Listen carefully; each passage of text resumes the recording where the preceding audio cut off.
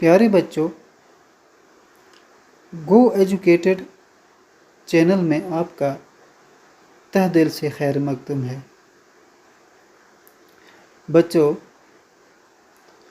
आज हम जिस टॉपिक के बारे में डिस्कस करेंगे वो टॉपिक 8th क्लास के बच्चों के लिए है और हिस्ट्री का टॉपिक है।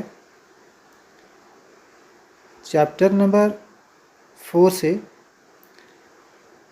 जिस चैप्टर का इन्वान है tribal dikus and the vision of golden as,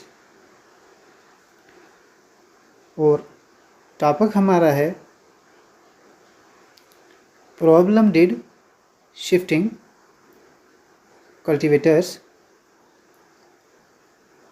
face under British rule. British rule के दौरान जो प्रॉब्लम्स शिफ्टिंग कल्टीवेटर्स ने झेली, उन प्रॉब्लम्स पर हम डिस्कस कर रहे हैं आज।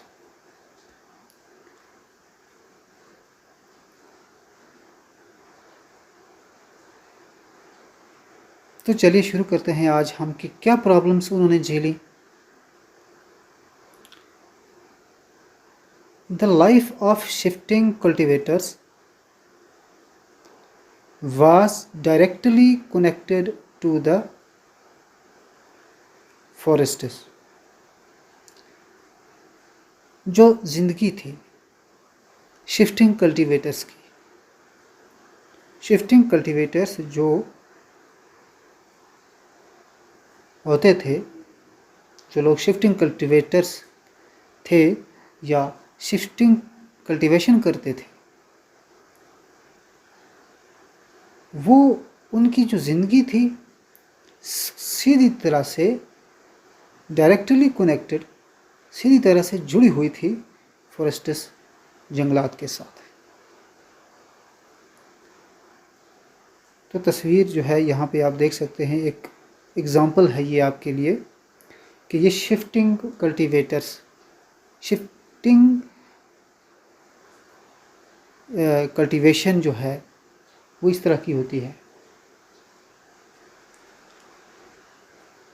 तो इन लोगों की जो लाइफ थी वो सीधी तरह से जुड़ी हुई थी शिफ्टिंग कल्टीवेशन के साथ और फॉरेस्ट्स के साथ।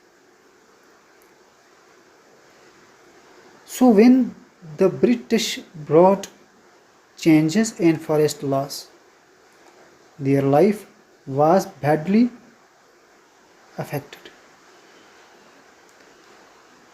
तो इसलिए जब ब्रिटिश गवर्नमेंट ने चेंजेस लाई, ब्रॉड चेंजेस, उन्होंने तब्दीलियां लाई इन फॉरेस्ट लॉज, जंगलात के कानून में। जो ब्रिटिश से पहले जंगलात के जो रूल थे वो कहीं कहीं लागू थे और सिंपल थे या नहीं ना के बराबर थे।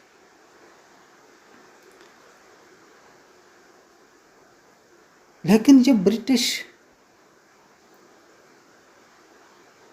गवर्नमेंट का रूल आया, उन्होंने इन लॉज को चेंज कर दिया, इम्प्रूव किया।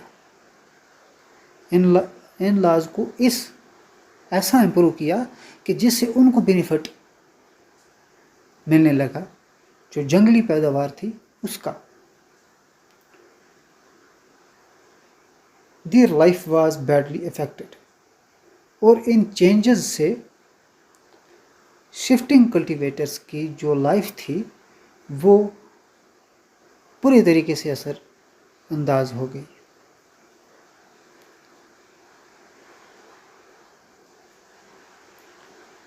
British extended their control over all forests and declared that forests were state property.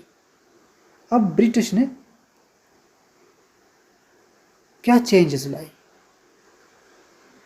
उन्होंने एक तो अपना जो कंट्रोल था वो फैला दिया, वसी कर दिया। और ऑल फॉरेस्टर्स, पूरे जंगलात के एरिया पर जहाँ जहाँ भी फॉरेस्ट एरिया थे उन पर उन्होंने अपना कंट्रोल डाल दिया। And declared that forests were state property, और उन्होंने ये ऐलान कर दिया कि जो फॉरेस्ट्स हैं वो स्टेट प्रॉपर्टी के दायरे में है।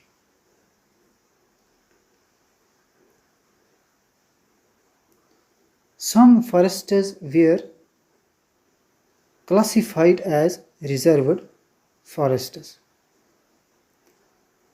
कुछ जंगलात को, सब जंगलात को नहीं, कुछ जंगलात को रिजर्व्ड कैटेगरी में डाल दिया,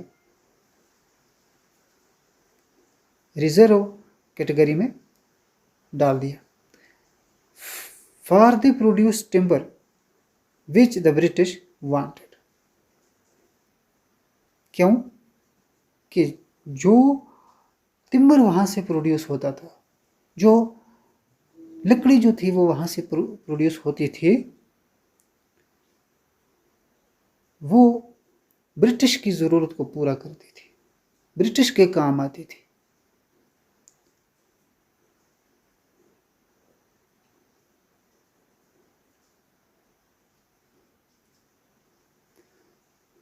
इन जंगलात से वो तमीरी लकड़ी पैदा करते थे, विच ब्रिटिश वांटेड, जो ब्रिटिश की चाहत थी। अब and these forests people we are not allowed to move freely, इन जंगलात के अंदर जो लोग थे उनको अलाउ नहीं किया गया था, वी आर नॉट अलाउड, उनको अलाउ नहीं किया गया था टू मूव फ्रीली, कि वो आज़ादी से घूम सकें।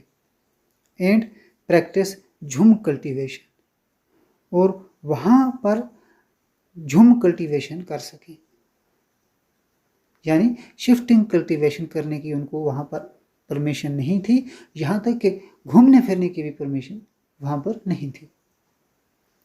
एज अ रिजल्ट, नतीजे के तौर पर many झुम cultivators had to move to other areas, जो झुम कल्टीवेटर्स थे, जो वो लोग थे जो शिफ्टिंग कल्टीवेटर्स, जो शिफ्टिंग खेती बाड़ी करते थे, उनको कोई और चारा नहीं था स्वा मूव टू अदर एरियाज, दूसरे इलाकों की तरफ हरकत करने के, दूसरे इलाकों की तरफ भागने के बगैर। इन सर्च ऑफ वर्क, काम की तलाश में। क्यों? क्योंकि उनकी खेती बाड़ियाँ जो थी वहाँ पर उन पर बैन लगा दिया गया था, बंद कर दी गई थी। तो उनको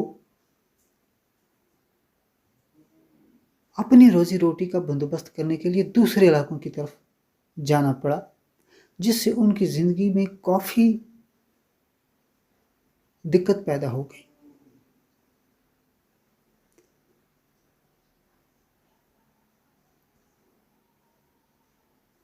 तो दोस्तों, आज ये था हमारा आज का टॉपिक जो हमने 8th क्लास के बच्चों के लिए डिस्कस किया। मुझे उम्मीद है ये आपको अच्छे तरीके से समझ आया होगा और पसंद आया होगा।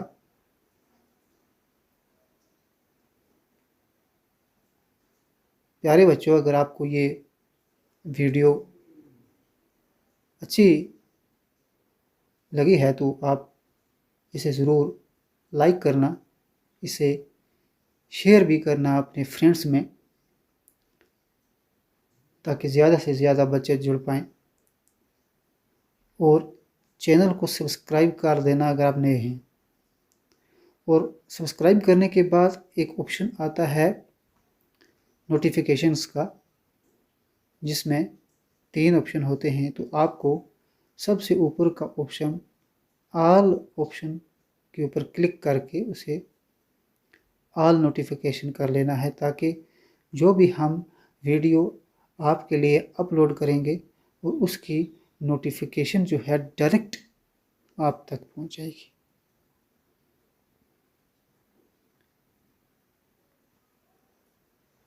प्यारे बच्चों, आपका गो एजुकेटेड चैनल के साथ जुड़े रहने के लिए बहुत बहुत शुक्रिया।